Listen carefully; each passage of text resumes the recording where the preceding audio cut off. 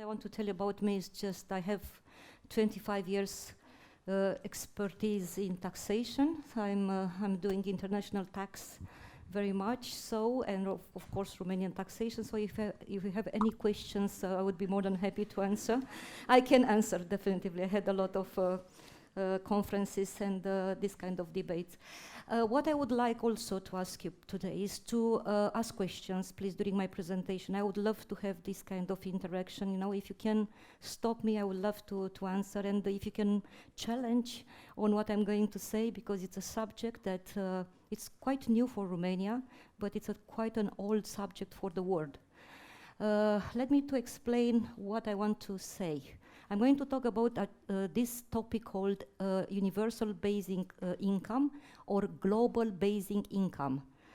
And I'm going to introduce to you in this notion to understand what is the global basic income, what's going on and why we are thinking and why the entire world is looking at this new concept and how it's going to influence eventually the entire world and Romania, of course. So I would like you to ask questions about Romania and challenge me, because I'm really also myself challenged when I started and when I decided to take this subject. I knew that it's going to be a very challenging subject.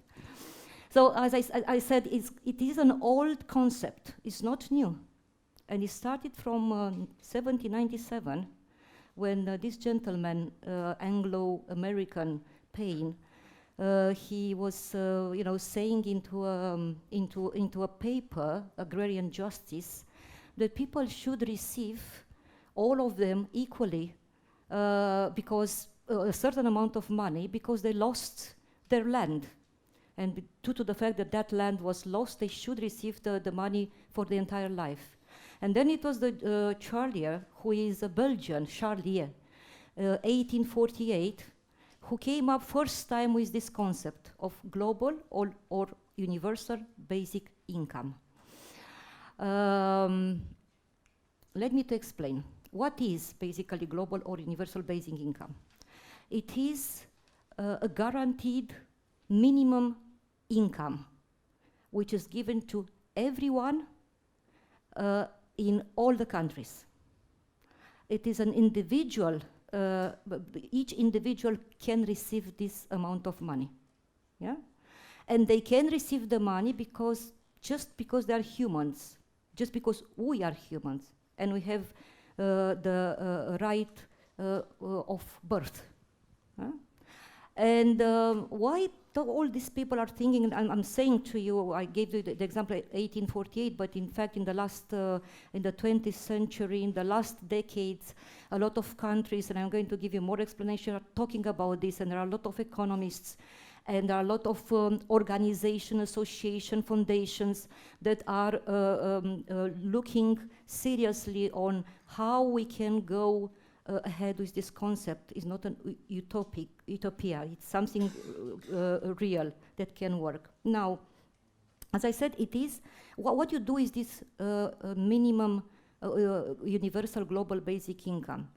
The purpose of this amount of money to be given to each individual is to cover the basic needs: clean water, food, clothing, house. Some people say that it should cover education, and I fully agree with. And it should cover eventually, depending on the location of the individual, cultural, climate consideration, yeah? So it is basically the right of each individual to receive this money. Ask me questions if you want to ask about eventually Romania, because it will be a good context to see how it can ensure in Romania such a topic. Now there is a foundation called Global Basic Income Foundation, and you can see on the net their web page, and you can talk and look a little bit and see what they say. Basically, what they are saying, they said we should start implementing all around the world. And they suggested to start gradually with an amount of $10 per month for each individual. And then to move step by step to $1 per day, $30 per month. So it is a very challenging. I did some computation, and if we go for a $1 a day, then we need to get 2.7 billion per year, considering the population of the world.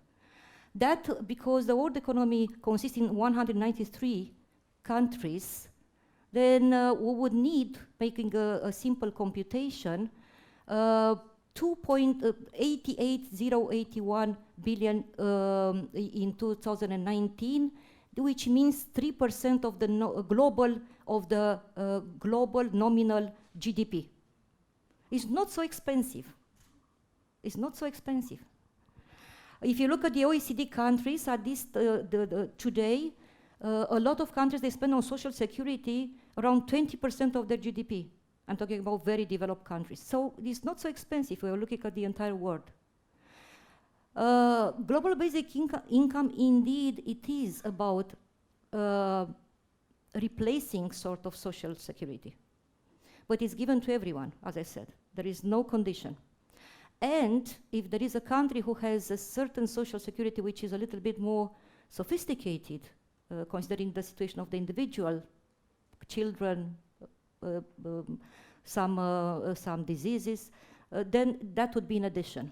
Another point you should understand, global basic income is given to everyone irrespective of the wealth and the income. They can be rich or poor. And it is given to everyone even if you start working, even if you have an employment, yeah? So this is the concept. It's just because you are a human being, yeah? Good, let me to explain. How we can get the money? I just explained to you that it's about money. In order to be able to pay 7.7 billion population, we need money. And there were a lot of discussions about the sources. Bill Gates was talking a few years ago about taxing the robots. And it was a huge discussion around taxing the robots, you know. He was quite right. He said that at the end of the day, the robots are going to replace the humans. Therefore, we need to get the money from somewhere, and let's tax the robots. Then the European Union took the idea, and it was a big debate in the parliament a few years ago. And at the end, the European Union said, no, we are not going to do that. We don't want. So it was rejected, but the idea is still, you know, around, plays, you know.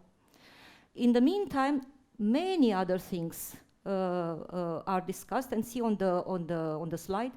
For example, there are the Tobin tax, which is or financial transaction tax, which is well known in the European Union to tax all the transactions, financial institutions, yeah? Or there are CO2 emissions tax. The idea is, why we are not going to do that? Let's tax this, and let's use the money we can get out of this to the global basic income. It was another idea with the Earth dividend system. This is so interesting. Is that the idea is that we are all, we as humans, the Earth belongs to us. And any kind of exploitation of the natural resources shouldn't go to the states, to the government. It should go to us as individuals. So each individual should get a certificate, because basically owning part of the earth, and any person or company that wishes to dig and to exploit natural resources should pay to the individuals. And this would be a source of income for global basic income. It's very interesting. Also, there is Alaska case I mentioned here. Alaska introduced a few years ago, and it's such an interesting experiment, and it's basically taking into account exactly the same what I said, exploitation of the natural resources. Each individual who is a resident of Alaska for at least 1 year gets a certain amount of money. And basically the state the royalties that the state cash are 25% of the royalties are paid into this special fund who direct all the money to the individuals of Alaska.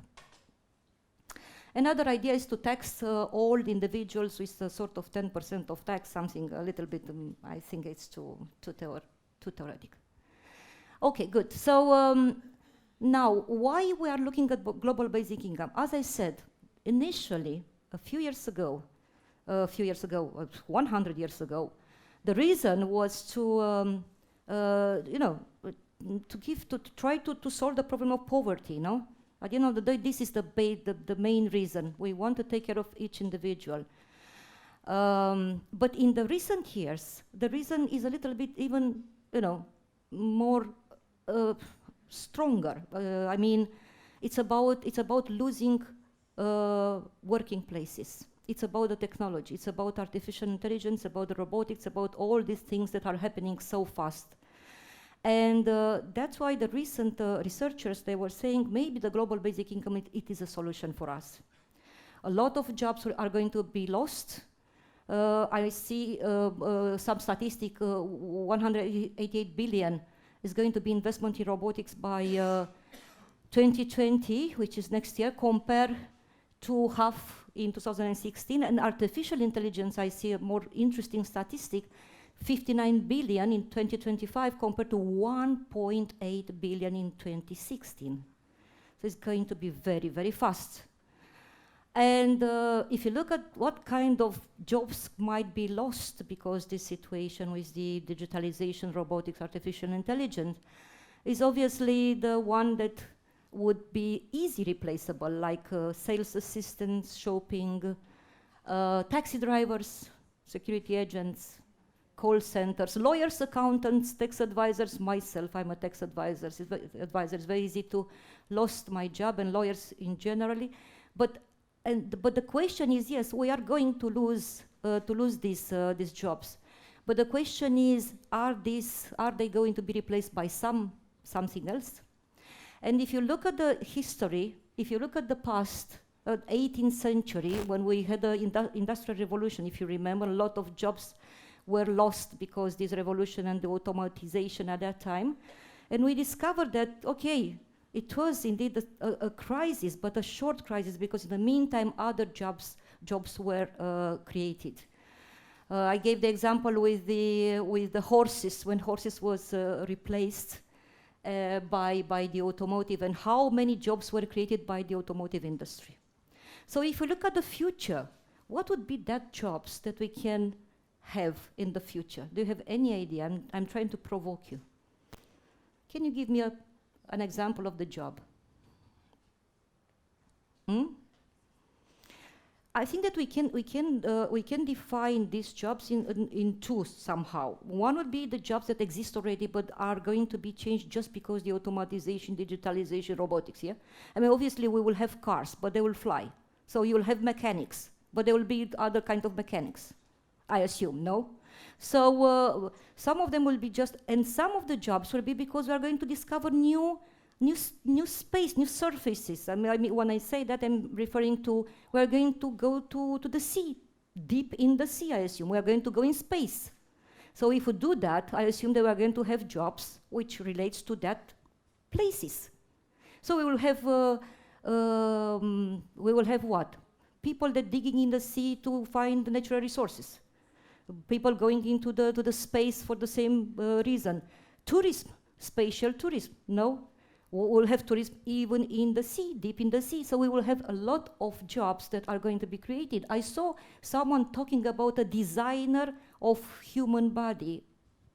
So we're going to have specialists that are going to design ourselves as we wish to be, you know? Or someone that's going to be a surgeon of brain, which with the main reason of trying to put away any kind of bad memories.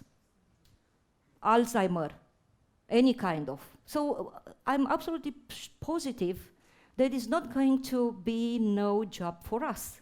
It's going to be more challenge for us. And here, what the people are talking about, it's about the education. So we have to spend more and more time on education, because that would be essential. Routine jobs are going to disappear. People have to be more intelligent. People need to study more in order to be able to be there and get that jobs we expect to appear. Oh yeah, let me show you something, a video. 1 second. No. A decade ago, robots still seemed pretty limited. Now, not so much. And computers don't just win chess anymore, they can win Jeopardy. Watson, what is the elegance of the hedgehog? They can win Go. There are about 200 possible moves for the average position in Go. This is all happening really fast, and it's causing some to forecast a future where humans can't find work. There will be fewer and fewer jobs that a robot cannot do better. And what are the people going to do? That's the $64,000 question. I believe this is going to be one of the biggest challenges we face in the coming decades. People who are not just unemployed, they are unemployable. But if you ask economists, they tend to have a pretty different view from the futurists and Silicon Valley types. Do you worry that new technologies could cause mass unemployment? Yeah.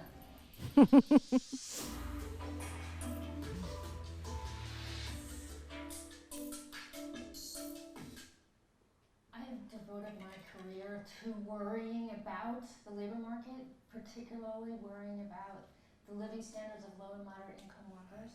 So I worry a lot about things. I am not worried about this. One of the reasons a lot of economists are skeptical about robots taking all the jobs is that we've heard that before. There was a spike of automation anxiety in the late 20s, early 1930s, when machines were starting to take over jobs on farms and also in factories. This article from 1928 points out that there were guards who used to open and close the doors on subway trains, and people who took tickets before there were turnstiles. And I just love this quote. It says, "Building materials are mixed like dough in a machine and literally poured into place without the touch of a human hand." Automation anxiety surged again in the late 1950s, early 1960s. President Kennedy ranks automation first as job challenge. Computers and automation threaten to create vast unemployment and social unrest.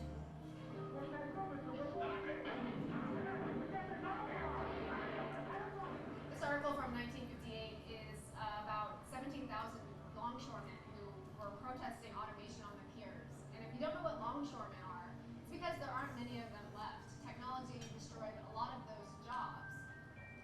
And yet, we didn't run out of work. This chart shows the percentage of prime-age people with jobs in the US. Ever since women joined the workforce in big numbers, it's stayed around 80% outside of recessions. During this period, technology displaced some 8 million farmers in the US, 7 million factory workers, over 1 million railroad workers, hundreds of thousands of telephone operators. We've lost gas pumpers, elevator attendants, travel agents. Tons of jobs have died, but work persists. What you realize when you look through these old reports is that it's really easy for us to see the jobs being replaced by machines. It's a lot harder to visualize the jobs that come from what happens next. New technology creates jobs in a few ways. There are the direct jobs for people who design and maintain the technology, and sometimes whole new industries built on the technology. But the part we tend to forget is the indirect effect of labor-saving inventions. When companies can do more with less, they can expand, maybe add new products or open new locations, and they can lower prices to compete. And that means consumers can buy more of their product.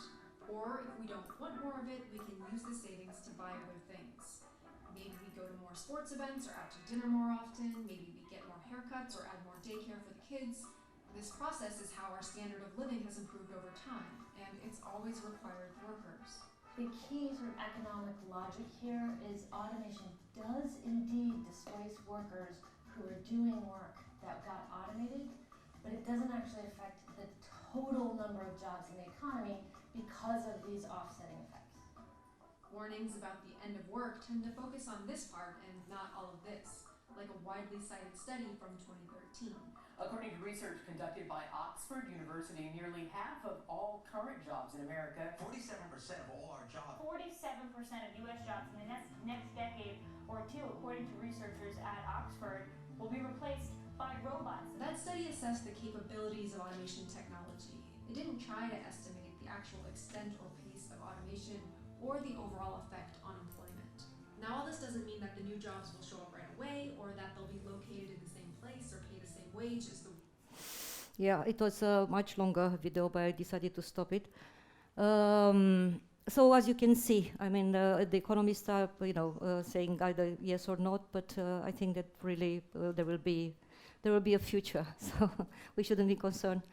Let me show you the. I'm sorry, I have a. No, sorry.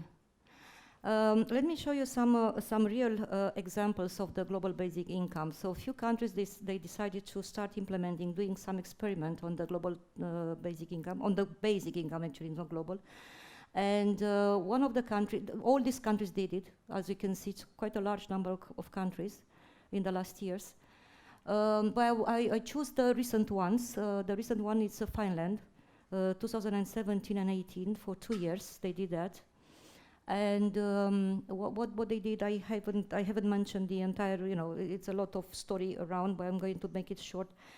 Generally, all the countries, when they did this experiment, they used two test groups, two groups, one test group, one control group. Test group is a group that basically received the money, and control group is a group that do not receive the money, but they are just tests to see how they react in order to make some comparison. So the test group in Finland was 2,000 people aged between 25 to 58. They receive €560 per month for 2 years. But this is very important, if in the meantime they got an employment, a job, they still receive the money, yes? So that was the experiment, just to see what's going on. The main reason Finland did this experiment, it was to see how it's going to change the unemployment. They wanted to check the unemployment situation and to see whether this experiment is going to improve the unemployment, decrease the unemployment rate. Unfortunately, it was not such a result. People, they did not become an employee. Only a few, but at the end of the day, what the Finnish government discovered, it was that indeed subjects, they feel much healthier, less stressed, and at the end of the day now they are trying to account how it's going to go into the economics, this kind of feelings they have. I mean, for example, they are going to go less to the doctors, because they are not so stressed. So it's going to be an economic, thing, beside this kind of the test. So it was not unemployment solved, but maybe other. And now it's still under the research. We are waiting for next year the Finnish government to give us the results. And I wanted I put another video because I found it very interesting, and I hope that you'll enjoy it. Just listen what the Finnish people are saying about this experiment.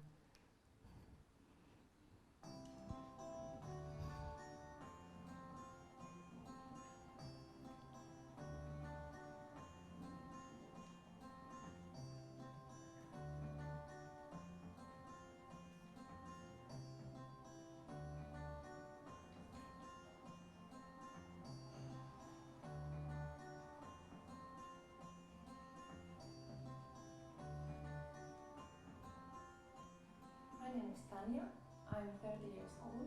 I live in Oulu, in the northern Finland, and I have only worked 4 or 5 months in a factory.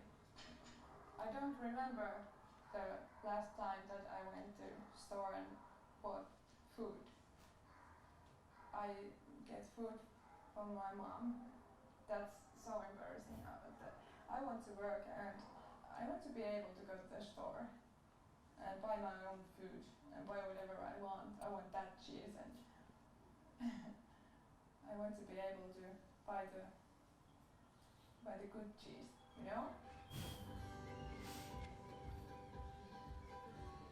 My name is Tuomas Muraja. I'm a freelance journalist and an author, but I have been without work since 2013. I was a foreign news editor in the third daily newspaper in Finland, but then they decided to put down all the section of the foreign affairs, so basically I lost my job. It's not easy to find a job as a journalist in the capital of Finland.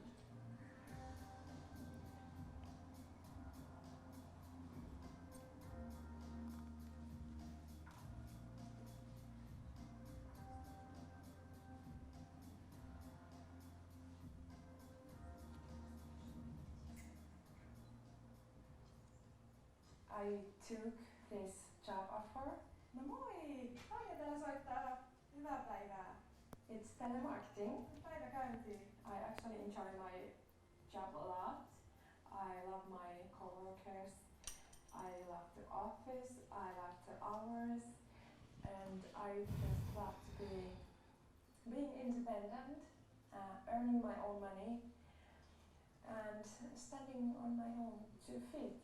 Kertoa. Sopiiko sellainen? Basic income has changed my life.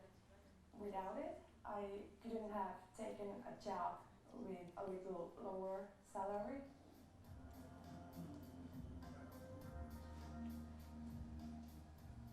At first, I was quite skeptical about basic income, but then I realized it is actually a genius idea. I think I have turned my life around.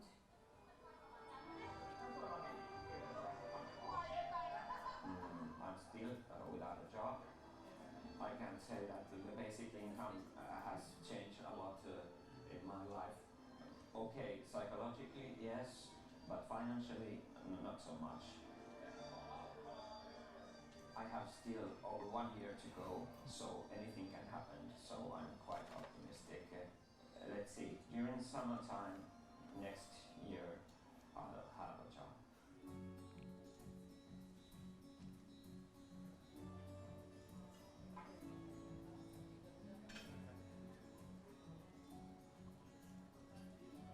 Oh my god.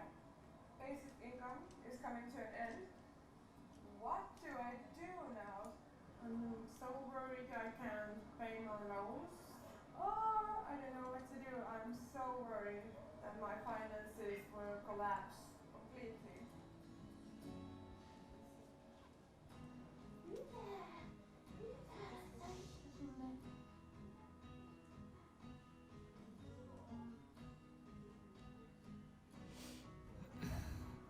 If they don't give me the pay rise that I have asked, I will go to the internet and take the first job that I get. I will make tens and tens of applications so that I won't have to be unemployed for even 1 day.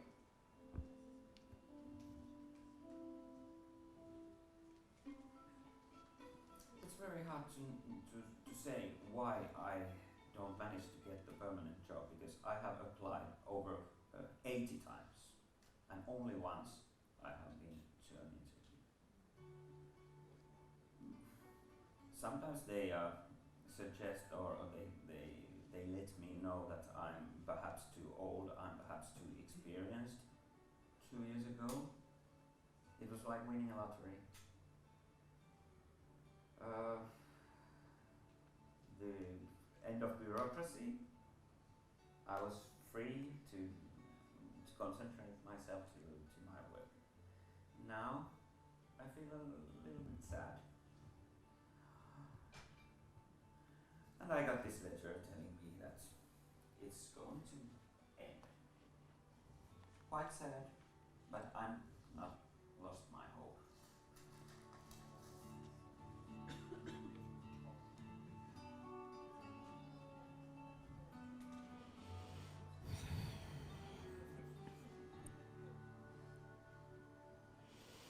So this is the Finnish Finland experiment. I think that it is very interesting. Unfortunately, as I said, they stopped it because it was not what they expected in terms of their main reasons. Canada. This is another example. Canadians. They did an experiment with 4,000 people, and they selected people on a low income, and they give a certain amount of money per year. 16,000 per year for a single person and 24,000 for a couple. But subject, they have a certain amount of money. Yeah. For example, in this case, if you have under 34,000 per year, you get 17,000 minus 50% of the earned income, which is 0. Yeah. So you can understand. So basically, the main idea it was to give money to the low income individuals. Period for 3 years, and there are certain preliminary data because it was just finished in 2019. And basically, the idea is that what the Canadian they discovered is that indeed again it's about depression, about the stress, about the way how they feel, you know, by having this kind of income. But also it was extremely important that part of them invested in education, and this is something that the Canadian government looked very much after the investment in education. Obviously, they did some housing and so on. So this was Canada, and look at this lady. She says, because of basic income, I was finally able to get ahead in the life, starting saving and move out on my own. And she says, I had independence. Basic income allowed me to afford psycho. So this is, these are real more important than beer, yes. I haven't mentioned that. Yeah. Another example is Kenya. Kenya is a very good example because it's very diverse, the program, the way how it has been built. Basically, they look at a number of villages, almost 300 villages, and for each group of villages, they use different ways to pay the basic income. 44 villages, they received 0.75 per day for 12 years. It's not per day, it's per month. It's a mistake, I apologize for that, it's per month. 80 villages received $0.75 per month for 2 years. And the other villages, 71 villages, $500 one-off. So they wanted just to see how they're going to individuals to react based on this. Obviously, the program, I'm sorry? The study is still in progress. And what they were, and it was very funny because people were looking to see whether, especially poor countries like Kenya, if these individuals will use the money for things which are, you know, that we don't like to see that they will do it, like drink, smoking, like vicious kind of activities. And actually, they discovered that people did not. I mean, the statistics show that more people decide to get rid of drinking, you know, 7%, while started to drink 2%. So there was some statistic about that, and it was very, very interesting, you know. And look at the testimony of Richard, who talks about the fact that he pays the school fees for his children and bought goats, and now he's looking to buy a bull. And basic income encouraged him to work harder when there is opportunity, ambitions, growth. And the benefit has created the possibility for people to dream of a better life. Richard is a dreaming. So it's very nice. India, it's another experiment in India, June 2011, November 2012, 6,000 people, and they receive a certain amount of money, approximately $4 per month.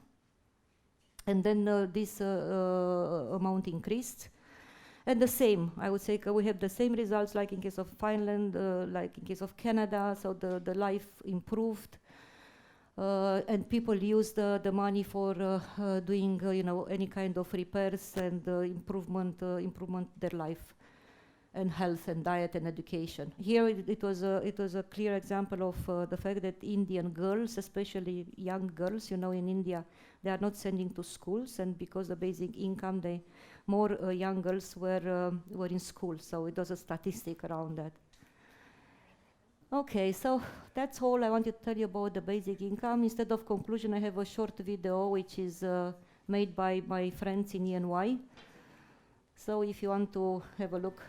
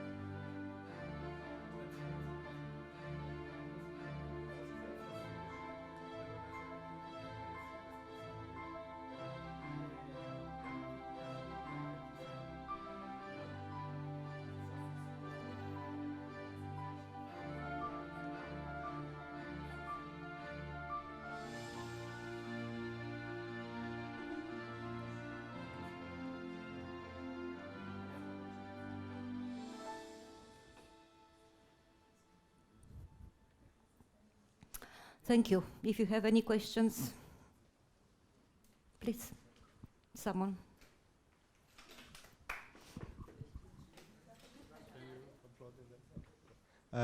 I had a question regarding the danger of this model leading to an increase in inflation rate, because basically the reason that banks don't just print money and give it out is that if everybody has more money, that money is not worth anything anymore, or less. How does this model kind of account for that? Yeah, I mean, it's a good point. I mean, everyone will have money, but they will not have so much money. I mean, it's just a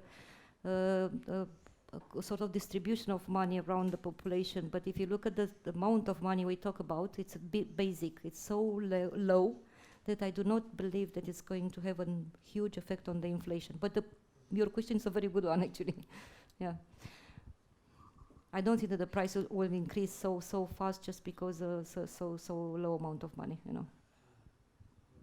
They will not be able to afford buying a lot of things, so that's why I don't think that it's going to be a price increase. It's very difficult.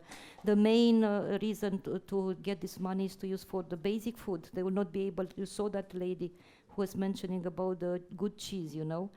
I mean, they will not be able to buy something very extraordinary product. It's going to be really basic. Yes. Yes, I've got one question. Please. Nowadays, many countries have a social security system. Yes. By which, when you are sick or unemployed or retired, you get an income or a coverage. In this system, who will be parties in the agreement? Because social security is very well accepted. Who will be the parties in the agreements? And where will the money come from? I just try to explain the second part of the question about where the money come from. I just try to explain some sources on my presentation. There are a lot of discussions about the sources. Yes, to answer your first part of the question, social contribution system is going to be replaced by basic income, but sort of cohabitated together in certain instances. Let me to explain. First, and the most important question that people are raising, if we talk about universal or global basic income, is going to be the same basic income for all the countries? And the answer is probably not, because countries are different. Yeah, we talk about different places, different development of the economies. You can't offer the same amount of money, you know, to someone from Kenya or compared to someone from the United States. Probably we are going to pay differently. That's the idea. Secondly, in terms of social contribution, if we have the basic income, who normally should replace the social contribution, but in certain instances, because on certain reasons, climate or whatever other reasons, countries might need to continue to pay certain social benefits for the individual, even if they have the basic income. As I said, there might be something, you know, quite special. For example, I give you a simple example. Someone who has 11 children, I don't know, it's something uncommon. Yeah, people generally average they have 2-3 children. Someone who has 11 children probably will receive a little bit more than the basic income. So what I'm trying to say is that basic income is going to stay, and is going to be between the government and the individual, just because the individual exists, because he was born, she was born. And the government might decide to supplement that basic income with certain social aid, you know, based on the particular situation of the individual. Yes, please. I'm very happy there are so many questions. Hi, thank you for your presentation. I have a question that actually stems from your presentation. You were talking earlier about companies that mine, for example, in Canada, yes, or in Alaska, sorry, yeah, that should give a part of the profit that they make to the to their community. But today, as we see in the developed world, a lot of the companies that mine in territories of underdeveloped countries. Yeah. So, talking from an ethical point of view, where should that money go? Where the resources come from, or where the company comes from? Thank you. If you look, it's a very good question. But if you look at what the people are saying, and actually my presentation is after doing some research on some people, comments of some people, they talk about the resources, and it's about the belongs to those individuals where the resources are, That's why the Alaska case. Alaska case is a very good example. People from Alaska got the money because it was exploitation of the Alaska resources. So Yeah, but okay, I understand, but from another perspective, there's a lot of situations in the world where that profit does not go where it's supposed to go, and there is no international force to impose that on those companies.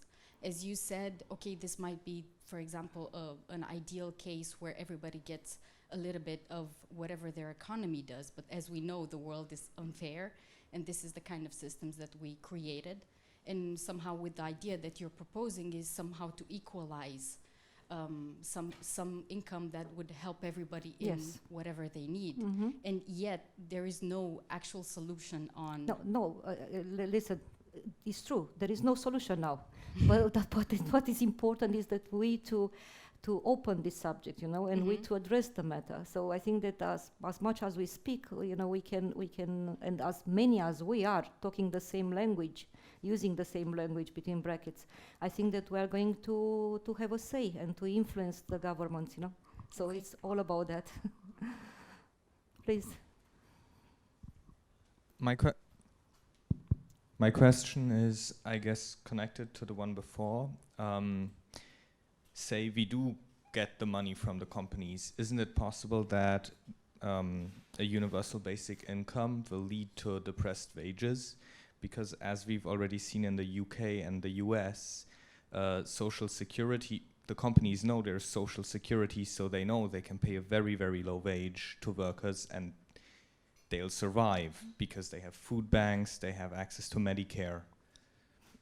So the question... My question is, do you think companies will actually keep the wages at the same level, or will they push down wages? If the individual will receive the basic income, you mean? Yes. It's a good question, actually. It's a very good question. They might, they might decide to go lower, But I think that the pressure of the society is going to have a serious influence, and also of the rulers. I mean, if the government decided, actually the government meaning the country meaning all of us. I mean, if we made this effort of paying everyone a minimum amount, and that if the companies are going to speculate this by reducing the income for the individual, I think that there's going to be a social pressure against this kind of behavior. Okay, thank you. Thank you. Yes.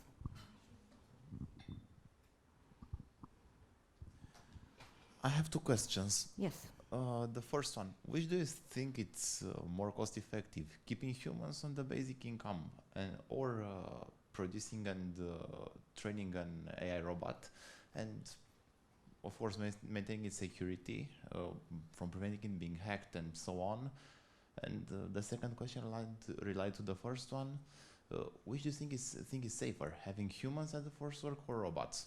To have a human as a force work? A force work or robots. Or robots. That's, I mean, if you saw the last video I show made by my colleagues from ENY, and the statement in this last video was that humans should work with robots together, and that should be the future. So, and actually that's the reality. I mean, we are moving into this direction more and more, so we are going to work together and be together.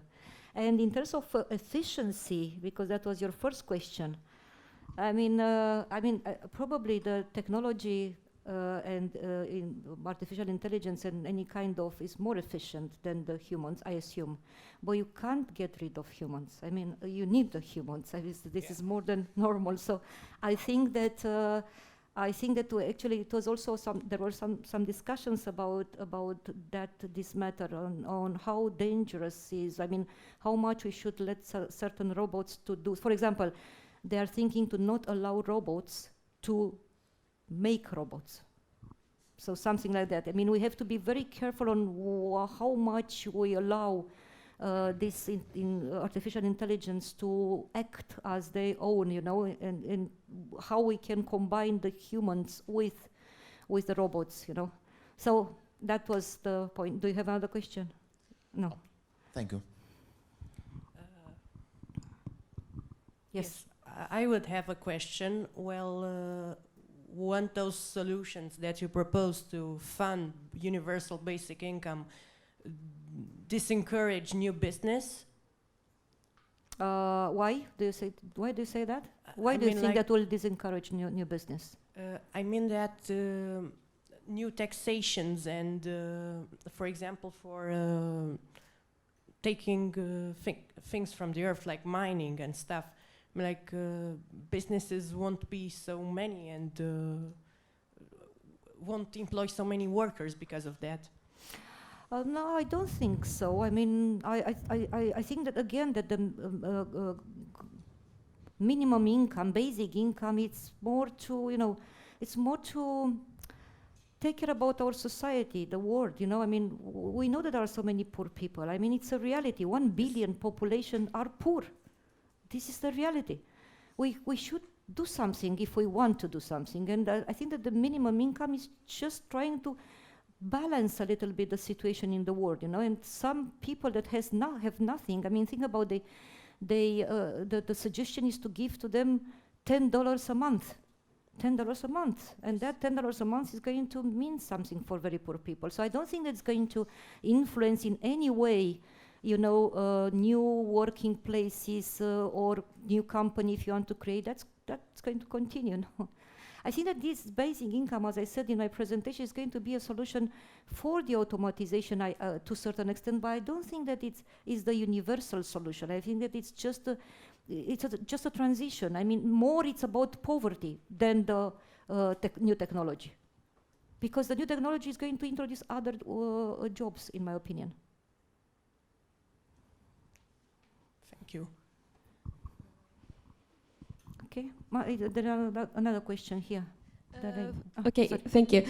First of all, I'd like to make a small addition. There was somebody who mentioned that the employers might lower the wages, and I read in a book, Lost Connections by Johan Hari, about an experiment with the basic income in which people, since they had this security net, they could actually turn down the jobs that weren't paid enough, or if the bosses were not respecting them. So actually the results of that experiment showed that it can be a lot of pressure on the employers to actually perform both on the financial aspect and on the ethical side.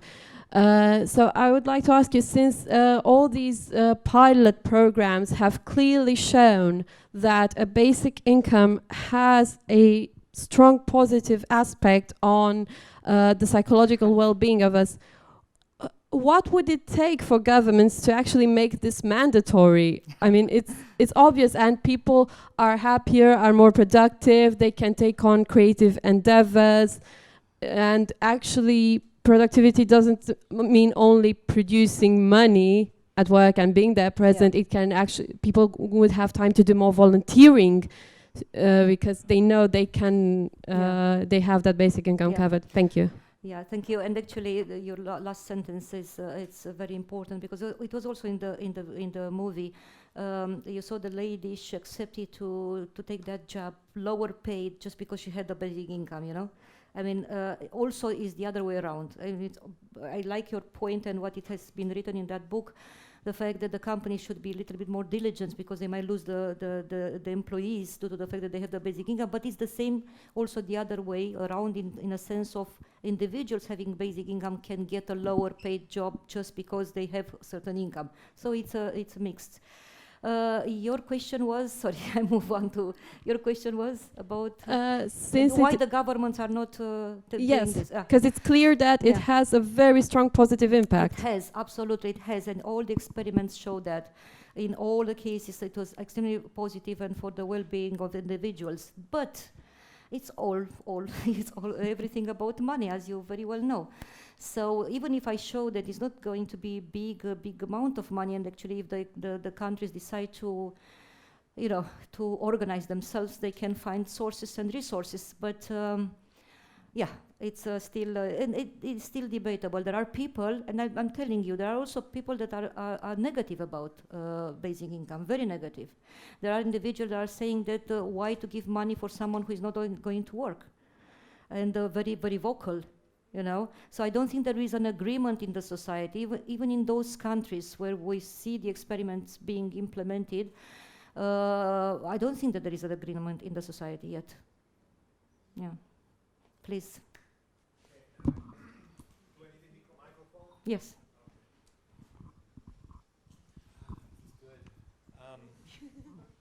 So thank you for a great presentation, first of all. Such an important topic, and I have a question for you, but I need to frame it a little bit. So first of all, I think the topic is a great example actually for like global, massive scale like iteration on a particular topic, right? You could like see all of this as like prototypes run for the purpose of like research. I found it very interesting that the research results, especially the Finnish ones, can be read in many ways, depending how you look at it. And this is why I'm bringing this up, and that phrases the question for you, and it builds off kind of what everyone says.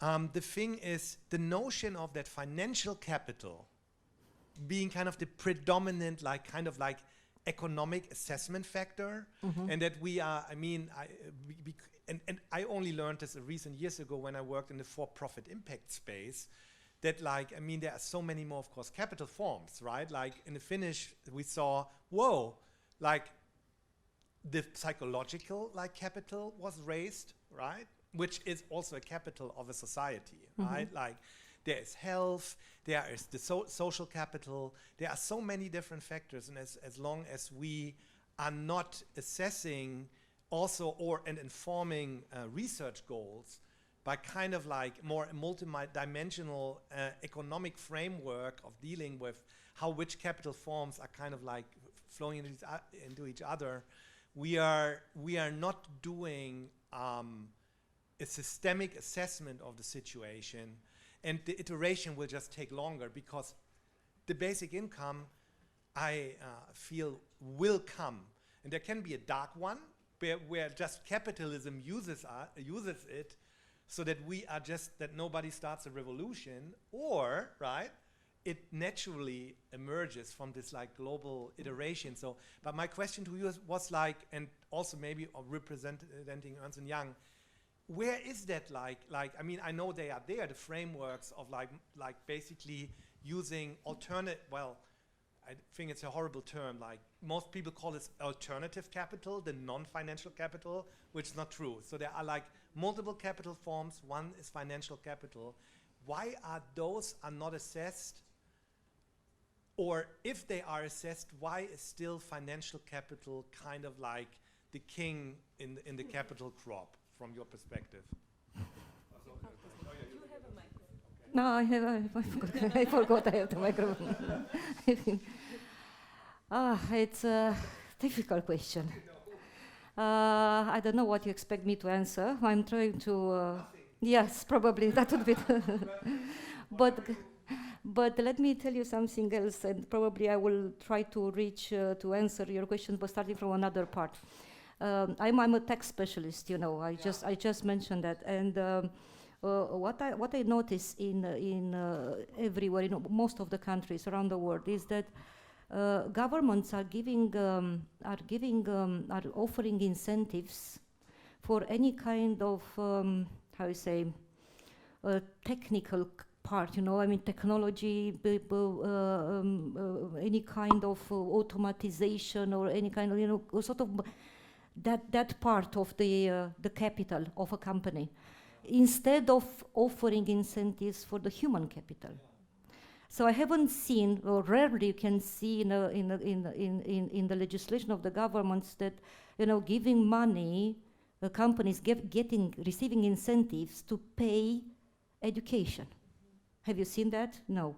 So obviously everyone is looking at very much financial, because if you invest in that kind of automatization or whatever, intensive capital, you get to financial immediately.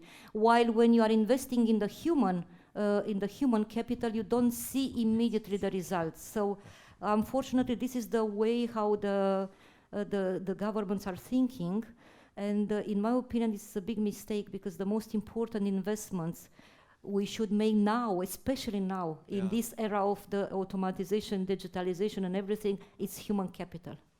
So we should put more money and look less to the immediate financial, results, and look more in the future. So I don't know whether I answered in any way to your question. You answered it in the context of my own opinions perfectly. So human capital, and like when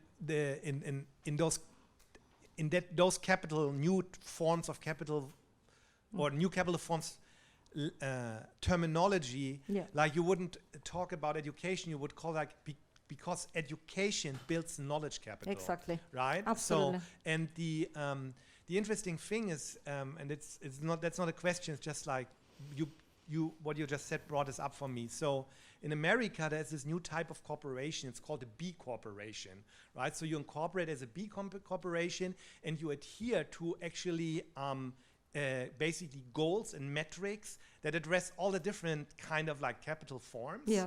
And you hold yourself to scrutiny, right? Like, and it makes your business much harder. Yeah. But it also shows a lot of like it like a lot of millennials love to work in the US for those corporations, because like, okay, you guys are for real, because no like kind of like greedy capitalist would ever put this upon themselves to start a business under that scrutiny, right? So what if countries would do that, right? When we say like, all these capital forms together in harmony make us ultimately resilient, right?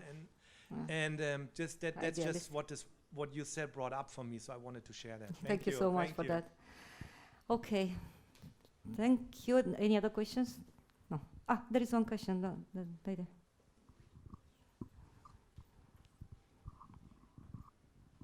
Thank you. Hello. Taking consideration the current political struggles in Romania, what would be the best approach for implementing this type of initiative, for not making associated with some populist initiative? A very sensitive question. I think that we have so many other things to solve now in Romania, so that would be probably very, very long way to this thing. I mean, we need to clarify social contribution the system. You know very well that it's not doing quite well, and I think that indeed we are long away from this concept at this stage, unfortunately. So it's nothing to do with the political situation. I think that any government they will firstly need to settle and solve the existing situation, and then to move on to the next step. Thank you very much. Thank you. It was a pleasure to talk to you. Thank you.